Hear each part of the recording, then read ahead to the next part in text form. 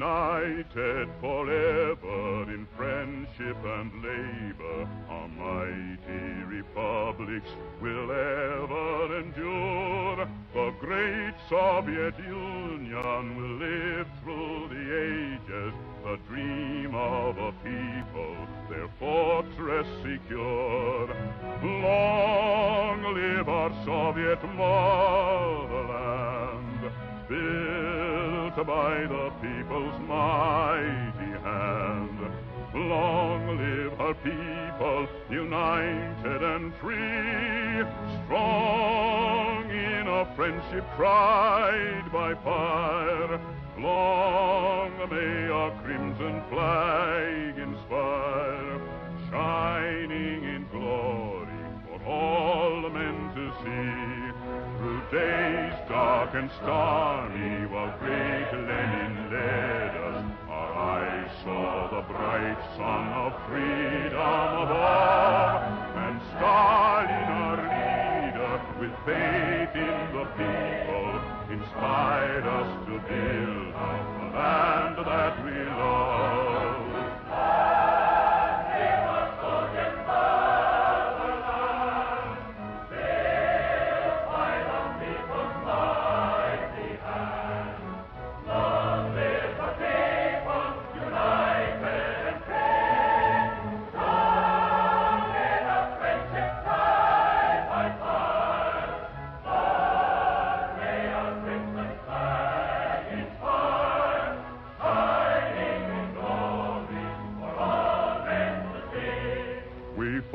For the future, destroyed the invader, and brought to our homeland the laurels of fame. Her glory will live in the memory of nations, and all generations will honor her name. Long live our Soviet motherland, built by the people's mighty hand. Long live her people, united and free, strong in a friendship tried by fire. Long may our crimson flag inspire, shining in glory for all men to see.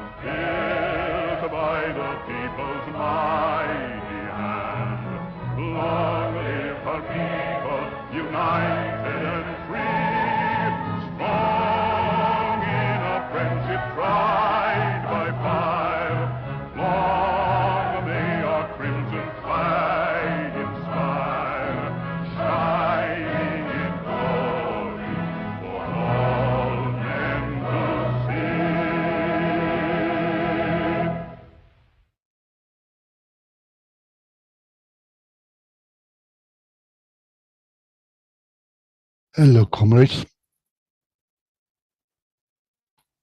Today, we're going to have a look at the restoration of capitalism for the period of 1945 to 1991. Of course, the first part of this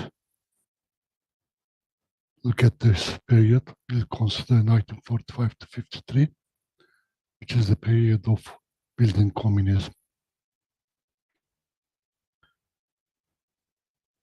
After the Second World War, two parallel markets were formed. One formed around USSR and included the people's democracies. The other comprised the world imperialist capitalist market, formed around USA and included all the capitalist feudal markets. Note 1. Before the end of Second World War and formation of the people's democracies, coupled with the USA economic embargo of the USSR that happened after 1945 and people's democracies, there was one world capitalist market. USSR could only trade with the world capitalist market. After the Second World War and with the formation of the people's democracies, a new world market, that of socialist democratic market, came into being. USSR and people's democracies could now trade amongst themselves. Just as the USSR and people's democracies represented new socialist, economic, social and political countries, so the trade amongst them was of a qualitatively different nature. The aim of this trade was to help each other, but mainly of USSR helping the people's democracies. Only through planning of each country's economy in accordance with Lenin-Stalin plan of building socialism, communism, could the support to be given to others and support to be received from others could also be planned in a way that could help the building of socialism, communism. Thus, this trade was also developing a common planning that covered all the socialist states, not yet perfected, but certainly perfecting itself. Not finished. Socialist democratic market formed around USSR was developing without crisis. USSR was building communism, while the people's democracies in Europe were building socialism, and the people's democracies in Asia, mainly China, were preparing the ground to start building socialism. The fact that USSR and people's democracies dropped from the sphere of world market of capitalism exacerbated the general crisis of capitalism, which was compounded by their attempt to strangulate the socialist democratic market through their embargoes. What was the most important factor that was deepening the crisis of world capitalist system? It was the building of communism by USSR and of socialism by European people's democracies and of building of the ground to start building socialism by the Asian people's democracies. And thus, that these countries were no longer a part of the world capitalist market. After 1953, and with the change of course in the USSR and people's democracies towards the restoration of capitalism through all-out generation, this most important factor has been turned into a means of lightening the problems of world capitalist market formed around the USA. The two markets has begun to turn into a single market of world capitalism formed around USA. Not two. However much the world imperialism formed around USA and however much the two Trotskyites who took over the running of these countries and began the restoration of capitalism might wish to become fully fledged part and parcel of the world capitalist market, this could not be done. This is due to the fact of extremely powerful productive capacity of these countries, especially of the USSR. World capitalist market simply could not absorb this productive capacity. In bracket, we have seen a similar but much smaller marketing problem during Mrs. Thatcher's attempt to privatize the publicly owned houses. She could not do it at all at once, not because she did not want to do it all at once, but because the housing market could not handle it. house prices would have collapsed. Close bracket. This capacity has to be destroyed. And European imperial powers had to be put on their feet, and at the same time, and through this method, had to be forced into a position of subservience to USA, UK. Slow degeneration, slow running down of the socialist countries and the socialist market was the only option. Nor would the political situation in the USSR and people's democracies permit this. It is thus that the economic structure of the socialist countries was turned into a mess, development of the productive capacity run down, and resources used to further develop the capitalist states all around the world, while China was allowed to sleep until 1980s. End of note 2. The building of communism in USSR and of socialism in the people's democracies would have caused the crisis of world capitalism to deepen. These countries, in line with their economic progress, would develop their science and technique of production, would start to produce plenty, and thus would set up an example for the workers and peoples of the world. And they would be in a position to help other countries that drop off from the world imperialist system. After the Second World War, one of the people's democracies began to betray the world movement and began to restore the restoration of capitalism, Yugoslavia. This country, led by Tito and gang, these Trotskyites, began their restoration of capitalism in 1948. They began to open up Yugoslavia to USA and other imperial powers and cut off Yugoslavia from the socialist market. They claimed to be independent of USSR and USA, and yet were subservient to USA in all respects. The restorers of capitalism in Yugoslavia, Titoites, were outright Trotskyites and were outright spies of USA, UK. After the Second World War, there were other countries claiming to be independent, and yet run by the bourgeoisie and feudals. And they were not at all in support of communism. They were in fact busy fighting communism. They were not able to cut off from world imperialist system, did not want world imperialist system to come to an end.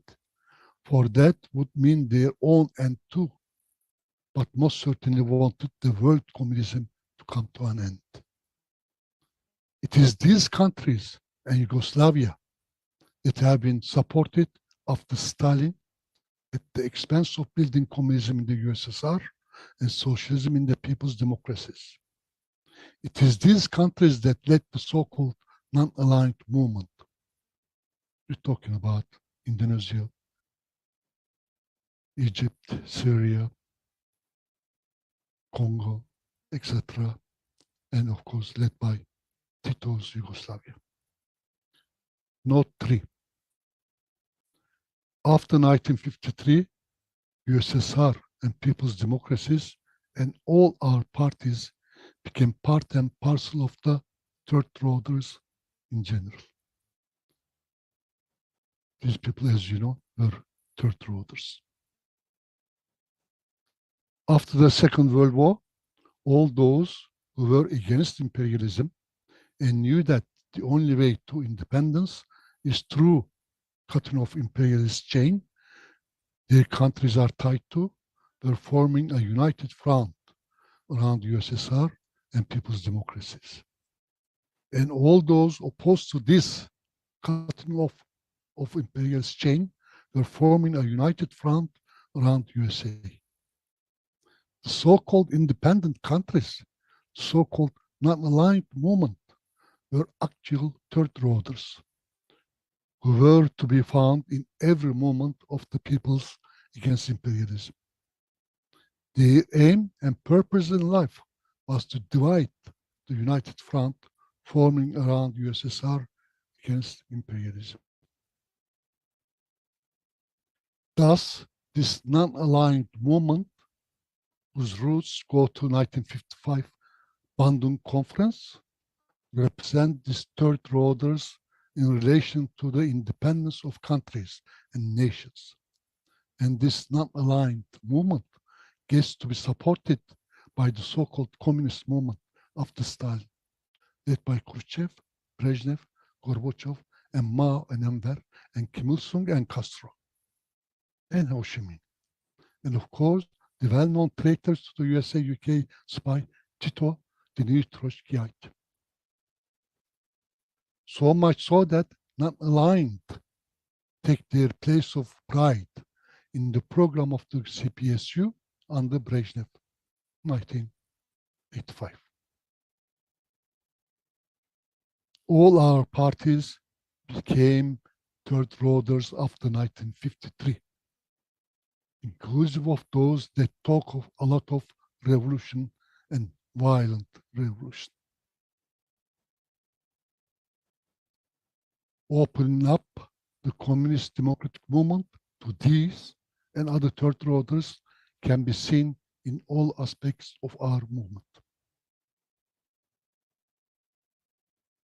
After the Second World War, the fact that there is another way of democracy that is different to the bourgeois democracy, this is restrictions of democracy in all aspects of a nation, of a country's life, became clear, and thus began a movement for people's democracy in all countries of the world.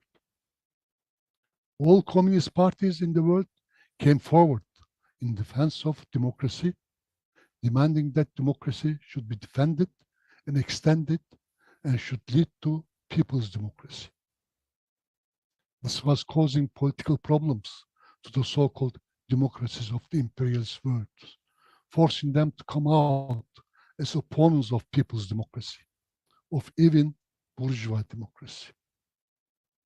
Movement for democracy, movement for people's democracy was progressing all over the world as a means of defending nations and countries' independence and democratic governance.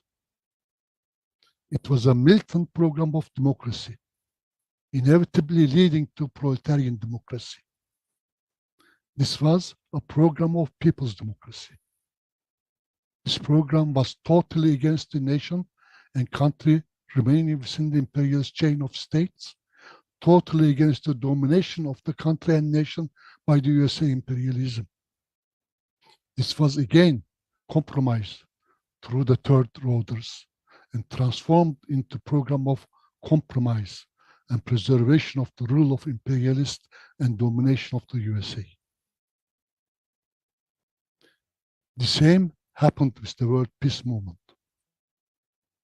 Instead of a peace movement, where the defenders of peace and makers of war are clearly separated and exposed, third orders were pulled into the movement, and the whole movement degenerated into a talking shop while the imperialists were helped in their war plans and wars. Note 4. 1963 meeting of the peace movement in Moscow sees the representatives of these third orders, led by the likes of Bertrand Russell, invited by Khrushchevites, leaving the meeting in protest. Peace movement was already compromised by the establishment of the infamous Warsaw Pact and military supplies being provided to many independent bourgeois states, etc.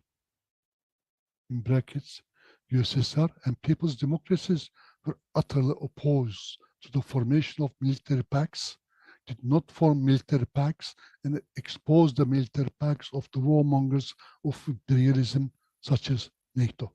That was 1994 Warsaw Pact. End of the note. United Nations, instead of becoming an arena of battles, fought for the independence of nations, independence of countries, and exposure of war makers and oppressors of peoples was allowed to become a talking shop.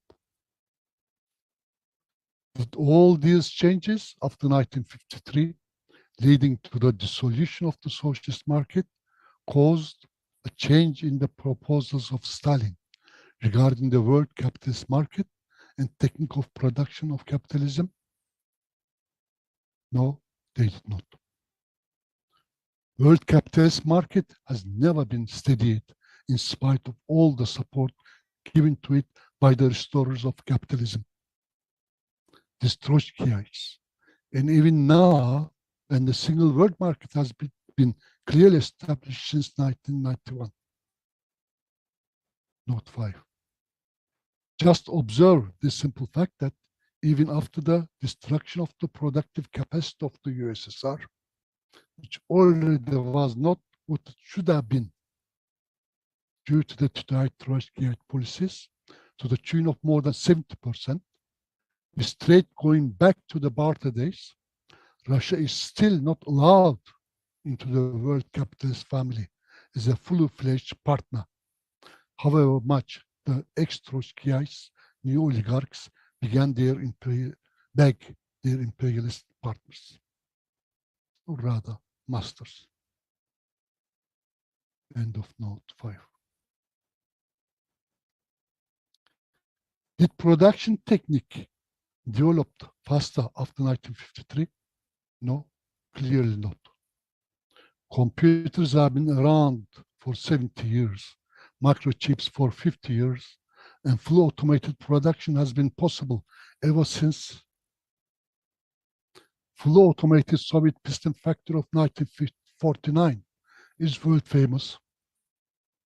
Where is the fully automated production? In the nightmares of capitalists and restorers of capitalism, and in the nightmares of peoples in the form of military technique of mass murder. Did it lead to a change in relation to Stalin's view that defeated imperialist countries such as Germany would rise, and the contradiction among the imperialists may lead to a war amongst themselves instead of them all uniting against USSR and fighting USSR? And this was actually what had happened before and during Second World War. Well, yes and no.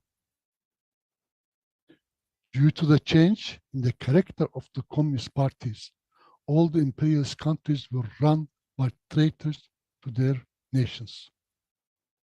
These forces made these countries subservient to USA imperialism, and they were joined by the restorers of capitalism in the USSR and people's democracies.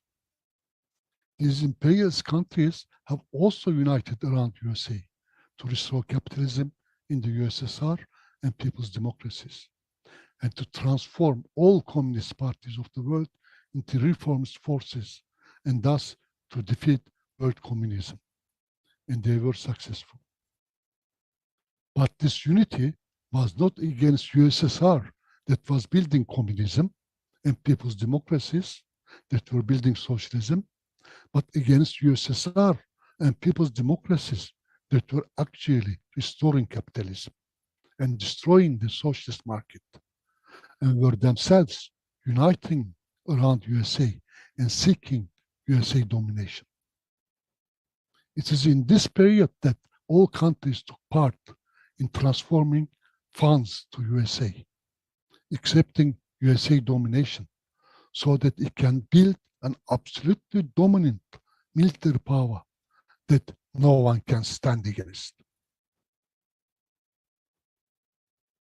It is only after the Greek crisis and when Germany refused to do as it was told that contradictions amongst the Western imperialists has begun to become important. All this Brexit and Trump business is nothing but a reformation of imperialist domination relations, because Germany is attempting to break through the USA domination. Half-heartedly true, but still contradictions with USA, instead of accepting without question of USA domination, is visible. And only nowadays do we see the USA domination in combination with UK that was accepted and obeyed, being challenged ever slightly so. Note 6. We can draw one conclusion from this for our own communist history. All those contradictions amongst the imperialist powers that was talked of, that we have been fed with, all that talk was used to hide the fact that all these countries were ruled by traitors to their country and their nations, that they were all subservient to USA, and that these countries included the USSR and people's democracies. One theory used for this purpose was that imperialist countries are independent and they themselves oppress others. This was the means of hiding the fact that imperialist countries such as Germany, France, Japan, Italy, and smaller European ones, and indeed even United Kingdom, were being ruled by national traitors who have sold the country to the USA domination. They are imperialists. They cannot be nationally dependent countries. Such was this so-called revolutionary theory, hiding the national traitors from the workers of these lands.